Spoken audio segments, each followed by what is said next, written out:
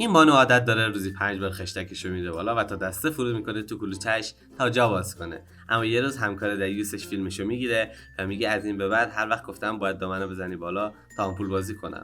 اما یه بار که با هم رو کارن شوهر زنه میاد. اگر شما هم میخواهید این داستان رو بشنوید بریم سراغ ادامه ویدیو. اسم فیلم رو آخر ویدیو گفتم. این بانو اسمش صوفیه که 2 بچه و یه فروند شوهر داره.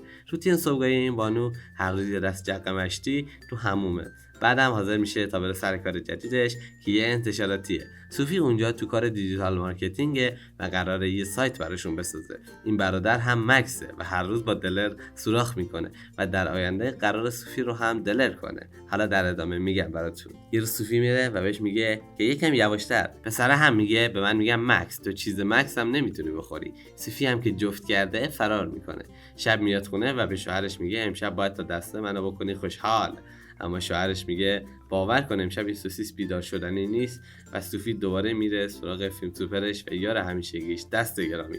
فردا صوفی کار زیاد بود و تو محل کار میمونه، اما آخر شب دامنه میزنه بالا و دست مبارک رو تا آرنج میکنه تو که یهو مکس اونو میبینه و ازش فیلم میگیره. فردا میاد تا آشپزخونه پیش صوفی و فیلم رو بهش نشون میده و میگه از این به بعد هر موقع گفتم باید دامنه بدی بالا با هم آمپول بازی کنیم، وگرنه فیلمتو میدم دست پلیس. لا لا لای لا لای لای.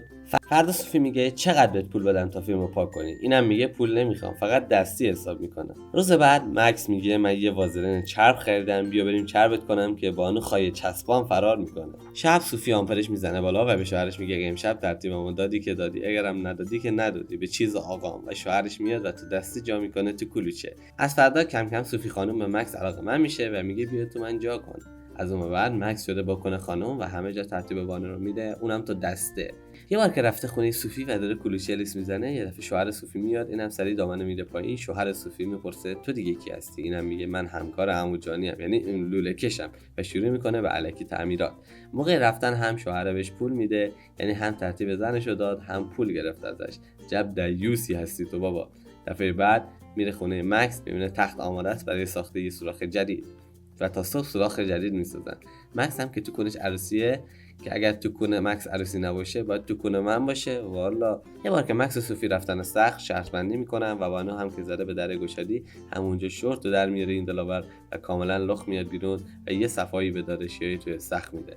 بعد با مکس میرن خونه و ناله میکنن گونگشا.